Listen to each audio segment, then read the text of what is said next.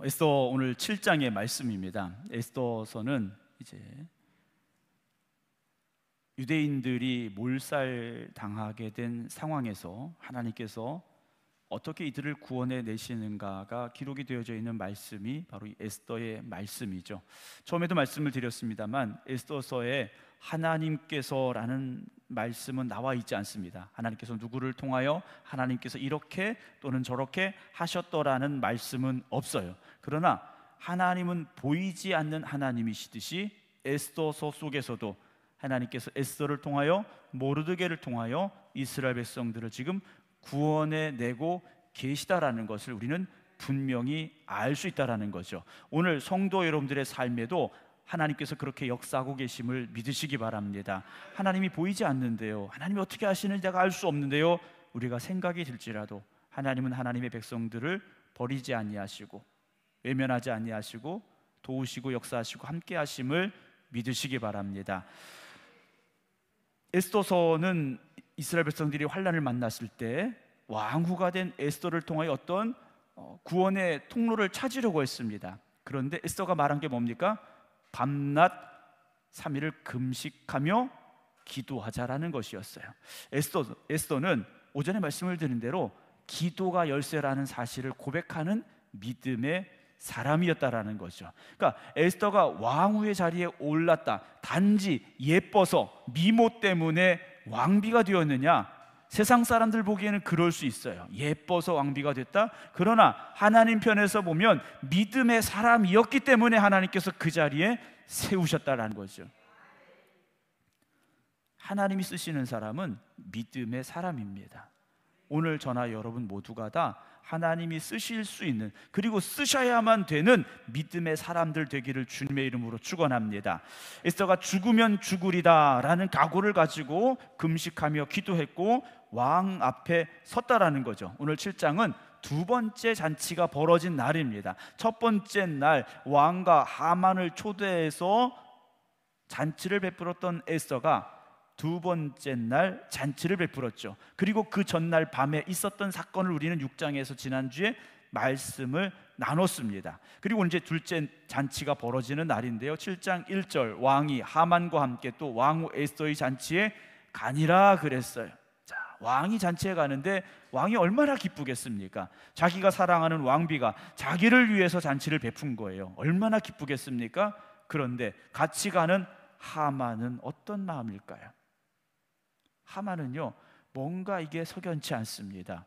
왜냐? 자기가 모르드게를 죽이려고 했는데 왕이 전날 밤에 잠이 안 온다고 자기의 역사를 기록한 책을 펴서 읽게 했는데, 하필이면 모르드게가 왕의 생명을 구한 그 사건이 기록되어져 있는 본문을 읽게 되고, 그럼 내가 모르드게한테 무슨 상을 줬느냐? 그랬더니 아무것도 준 게 없습니다 라는 이야기를 듣고, 그럼 상을 내려야겠다. 어떤 상을 내릴까?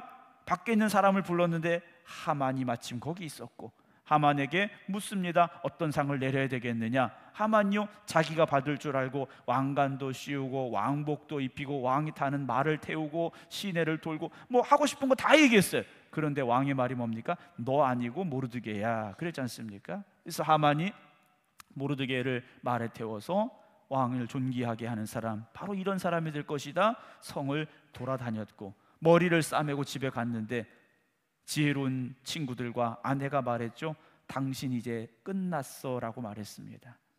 그런 마음을 가지고 이제 하만이 왕과 함께 잔치에 가게 됐습니다. 잔치는 누가 준비했습니까? 에스더가 준비한 거죠. 물론 왕비가 직접 뭐 음식을 만들고 하지는 않았겠지만 모든 이 잔치를 계획하고 준비한 건 에스더가 맞습니다. 그런데 그 잔치를 준비한 에스더 위에서 이 역사를 주관하시는 분은 하나님이시라는 거죠. 여러분, 이 일을 우리가 하는 것 같지만 하나님이 하시는 겁니다. 이 일을 우리가 하는 것 같지만 정말 일하시는 분은 하나님이시라는 걸 잊어서는 안 된다라는 거죠. 교회는 누가 이끌어 가십니까? 하나님이 이끌어 가셔야 됩니다. 목사가 이끌어가는 것도 아니고 장로님들이 이끌어가는 것도 아니고, 우리는 하나님 이끄시는 교회를 교회답게 만들어가는 일에 함께 일하는 동역자들이 되어야 된다라는 거죠. 목사도 그렇고요, 장로님들도, 우리 권사님들도, 집사님들도, 또 우리 성도님들도 함께 일하는 사람입니다. 단 목사는 더 많이 해야 되고 장로님들도 더 많이 해야 되고 권사님들도 많이 해야 되고 집사님들도 많이 해야 되고 그 차이가 있을 뿐이지 함께 일한다는 것에 대해서는요 차이가 있을 수 없다라는 거죠. 자, 2절입니다. 왕이 둘째 날 잔치에 술을 마실 때 기분이 좋아졌습니다. 왕은 너무나 기분이 좋죠. 자기가 사랑하는 왕비가 자기를 위하여 베풀어준 잔치에 가서 술을 마시는데 기분이 안 좋을 리가 없겠죠. 다시 에스더에게 묻습니다. 왕후 에스더요, 어떻게 물었을까요? 딱딱하게 물었을까요? 사랑이 넘치는 목소리로 물었겠죠. 저는 낼 수 없는 목소리입니다. 네. 꿀이 떨어지는 목소리로 얘기를 했을까요? 왕후 에스더요, 그대의 소청이 무엇이냐? 내가 곧 허락하마. 그랬겠죠. 그대의 요구가 무엇이냐? 나라의 절반이라도 줄게. 아마 얘기를 했을 겁니다. 3절, 왕후 에스더가 대답하죠. 왕이여, 내가 만일 왕의 목전에서 은혜를 입었으며 왕이 좋게 여기시면 이라고 말하죠. 내가 왕 앞에서 은혜를 입었고 왕이 나를 좋게 여기시면, 이거 뭐 너무 당연한 현실이잖아요. 왕비가 싫으면 여기 왔겠습니까? 왕비가 싫으면 그 앞에 술을 마시고 내가 나라의 절반이라도 줄 테니까 말만 해 이랬겠습니까? 당연한 얘기를 왕이 이 에스더가 하고 있어요. 그런데 그 다음에 하는 말이 뭡니까? 내 소청대로 내 생명을 내게 주시고 내 요구대로 내 민족을 내게 주소서라고 말합니다. 어떤 금은 보화를 달라는 게 아니에요. 내 생명과 내 민족의 생명을 구원해 주세요 라고 에스더가 말합니다. 에스더는요 자기가 지금 유대인임을 말하고 있는 거예요. 그런데 왕이 내린 명령은 뭡니까? 유대인은 다 죽어야 되는 명령을 이미 내린 거예요.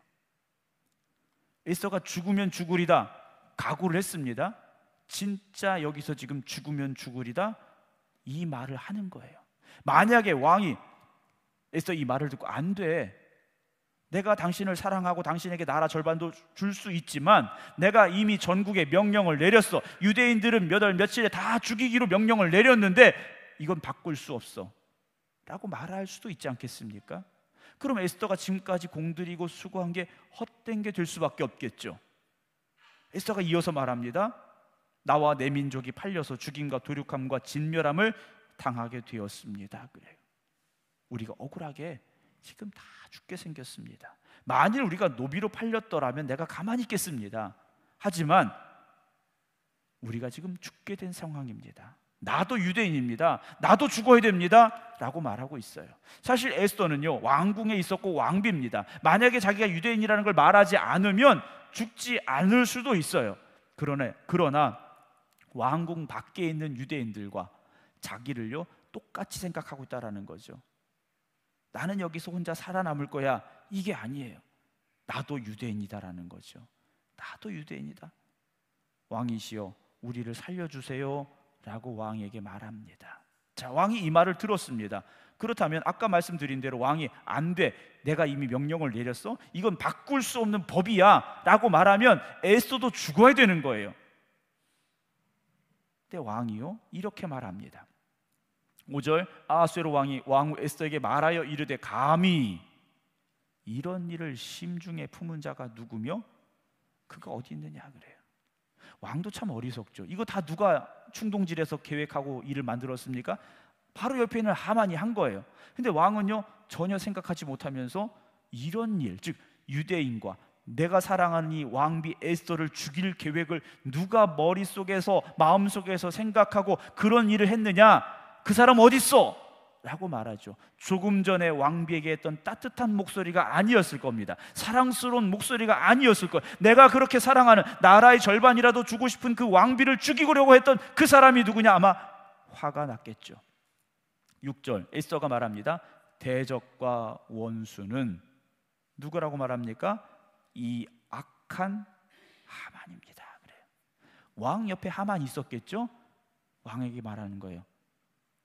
대적과 원수는 바로 이 악한 하만입니다 라고 바로 앞에 있는 하만을 가리킨 거예요.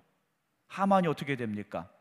하만이 왕과 왕후 앞에서 두려워졌어요. 자기가 졸지에 역적이 돼버린 겁니다. 왕에게 금은을 주겠다고 하면서 법을 하나 만들어 가지고 유대인 다 죽이려고 했었는데 오히려 이제 자기가 왕에게 벌을 받게 된 상황이 됐다라는 거예요. 자, 이 모든 일이 우리가 보기에는 뭐 그렇게 진행이 된 것 같아요. 그런데 그렇게 진행이 된 게 아니라 안 될 일들이 지금 되어지고 있는 상황을 우리는 마주하게 된다라는 거죠. 이 모든 일을 만들어 가시는 분이 누구십니까? 하나님이시라는 거예요. 하만을 결국 궁지에 몰아 넣어서 유대인을 죽이려고 하는 하만을 오히려 벌하시는 하나님의 모습을 보게 되죠. 7절입니다. 왕이 노하여 일어났어요. 조금 전까지만 해도 왕후의 잔치에 올 때 야 하만 빨리 와, 우리 어제도 즐거웠는데 오늘도 같이 가서 마시고 즐거워하자. 아마 데리고 왔을 왕이 화가 나서 일어났어요. 그리고 잔치 자리를 떠났습니다. 왕궁 후원으로 들어갔어요. 왕궁이 크기 때문에 그 왕궁 안에 있는 어떤 이제 정원으로 갔습니다. 아마 생각을 정리하러 갔겠죠. 거기 누가 남았습니까? 왕비 에스더와 그리고 하만이 남았어요. 하만이요 벌떡 일어섰습니다. 왕후 에스더에게 생명을 구했어요. 왕비여, 날 살려주세요. 날 살려주세요. 생명을 구했습니다. 왜냐하면 왕이 자기에게 벌을 내리기로 결심한 줄 알았기 때문에. 이 하만이요 딱 보니까 왕이 자기한테 벌을 내릴 것 같아요. 자기는 왕한테 상을 받고 싶었는데 왕은 자기에게 벌을 줄 것 같아요. 그 벌이요 심지어는 자기가 죽을 수도 있을 것 같다라는 생각이 들어온 겁니다. 그래서 너무 두려워서 왕비에게 생명을 구합니다. 나 좀 살려주세요. 지금 왕의 마음을 바꿀 사람은 누구밖에 없습니까? 에스더밖에 없는 거죠. 그래서 에스더에게 요청을 합니다. 왕이 생각이 정리가 됐어요. 8절 후원으로부터 다시 잔치 자리에 돌아왔는데 눈앞에 펼쳐진 상황이 기가 막힌 상황이 된 겁니다. 하만이 에스더가 앉은 걸상 위에 엎드렸어요. 그러니까 이 상황을 보면 왕비가 이제 의자에 앉아 있는데 하만이요 너무 간절하게 왕비에게 지금 매달리고 있는 거예요. 발을 붙잡고 매달린 거예요. 왕비여, 나를 살려주세요. 정말 목숨이 위태로운 상황이니까 뭐 체면을 차릴 것도 없고 뭐 눈치 볼 그런 상황도 아니, 그냥 살려달라고 매달린 거예요. 근데 왕이 와서 보니까 하만이 왕비에게 매달린 겁니다. 왕이 이렇게 말합니다. 저가 궁중 내 앞에서 왕후를 강간까지 하고자 하는가? 라고 말해요. 하만은 그게 아니지 않습니까? 살려달라고 왕비한테 매달렸는데 왕이 지금 너무 화가 나서 하만이 저런 모습을 하고 있는 것이 좋게 보일 리가 없죠. 좋게 보일 리가 없는 겁니다. 하만이 지금 충성된 사람으로 보이면 뭐 왕비의 신발끈을 묶어주든지 뭐가 묻어서 뭐 닦아주든지 뭐 이렇게 볼 수도 있겠지만 이미 왕은 하만에게서 마음이 떠났어요. 그래서 하만이 하는 모습이 좋게 보일 리가 없는 거죠. 저 사람이 왕비까지 겁탈하려고 하는구나 라고 말을 하니까 무리가 그 옆에 있던 병사들이 하만의 얼굴을 쏴버렸어요. 얼굴을 쐈다라는 건 어떤 의미냐면 이제 사형당할 사람이라는 거죠. 사형당할 사람이기에 얼굴을 보자기로 어떤 뭐 천으로 쏴버렸다라는 거죠. 그러니까 그 옆에 있는 사람들은 분위기를 다 아는 거예요. 저 하만은 어떻게 될 사람입니까? 왕이 죽이라고 할 사람. 이 상황까지 되었다라는 것이죠. 여러분, 에스더가 처음부터 왕비였느냐? 그렇지 않습니다.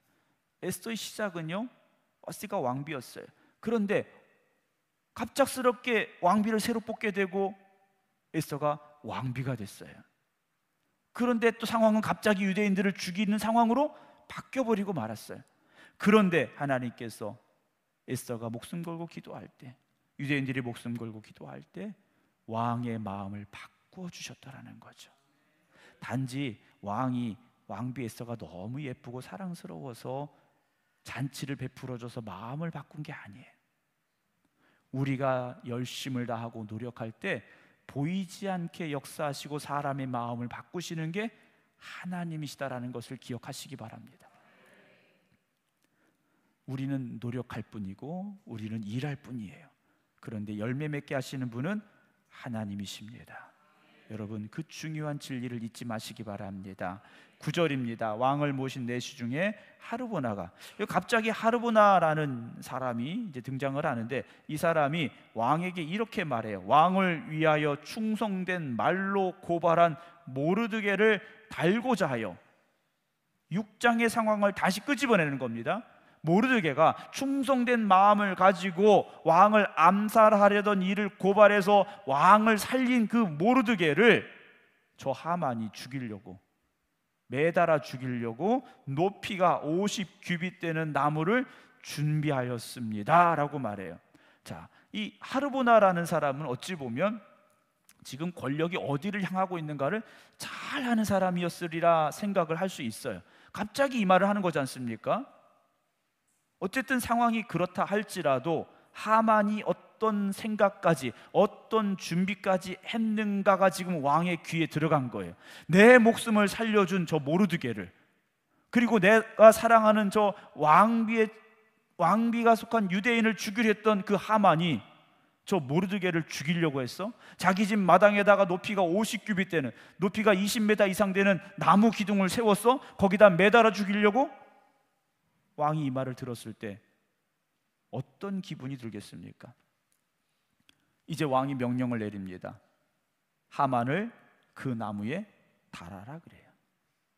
하만은요, 모르드게를 죽이려고 준비했던 그 나무에 자기가 매달려 죽게 됩니다.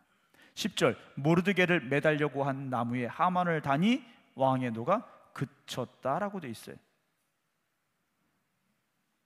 하만의 마지막이요, 너무 순식간에 끝나버리고 말았다라는 거죠.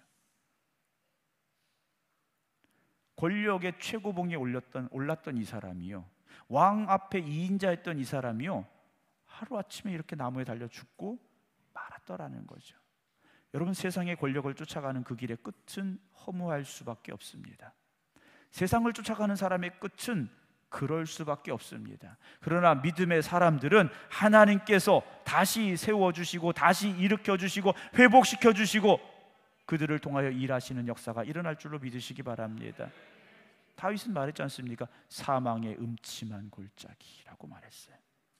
보통 사망의 음침한 골짜기라고 말하면 거긴 그냥 사망인 거예요. 거긴 끝인 거예요. 더 이상 어떤 희망이 없는 거예요. 그런데 그 사망의 음침한 골짜기에서 다윗은요, 하나님이 지켜주셔서 멀쩡하게 나왔다라는 겁니다. 다니엘과 친구들을 기억하지 않습니까? 사자굴 속에 들어갔는데 당연히 죽어야 될 그 자리에서 살아나오지 않습니까? 풀무불 속에 던져졌는데 당연히 타 죽어야 될 그들이 멀쩡하게 살아나오지 않습니까? 여러분들의 삶 가운데 하나님께서 그렇게 도우시고 역사하심을 믿으시기 바랍니다. 그게 될까? 여러분, 의심하지 마시기 바랍니다. 그런 일이 일어날까? 염려하지 마시기 바랍니다. 하나님은 지금도 살아계시고, 하나님은 지금도 하나님의 자녀들을 눈동자와 같이 지키고 보호하시는 하나님이 되심을 기억하시기 바랍니다. 하만은 세상적으로 성공했어요.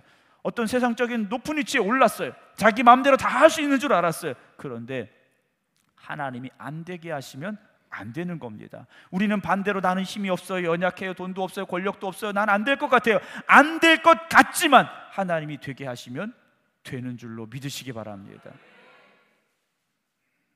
내가 하려고 하면 안 되지만 하나님이 하시고자 하면 되는 거지 않습니까?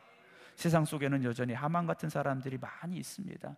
권력을 가지고 없는 사람들을, 또는 연약한 사람들을 꺾으려고 무시하려고 하는 사람들 참 많이 있습니다. 그러나 그런 세상 속에 살아가는 우리이지만 우리가 하만이 되어서는 안 됩니다. 우리는 에스더같이 죽으면 죽으리라 결단하고 기도하고 하나님만 바라볼 수 있기를 주님의 이름으로 축원합니다. 시편 118편에 보면 이런 말씀이, 여호와는 누구 편이라고 했습니까? 내 편이시라 그랬어요. 하나님이 내 편이시다 그랬어요. 여러분, 하나님 누구 편이십니까? 내 편이세요. 여러분, 이번 한 주간도 하나님이 내 편이십니다 고백하는 믿음을 가지고 살아가시기 바랍니다. 세상에서는 권력이 최고고 돈이 최고고 뭐가 최고고 다 말할 수 있어요. 그러나 하나님 앞에서는 그거 아무것도 아니라는 사실이지 않습니까? 오늘 우리가 빈손 들고 하나님 앞에 가는 겁니다. 나는 빈손이지만 그 빈손으로 하나님을 잡으면 하나님의 능력이 나를 통하여 일하시고 역사하시는 그 은혜가 임할 줄로 믿으시기를 주님의 이름으로 축원합니다. 기도하겠습니다.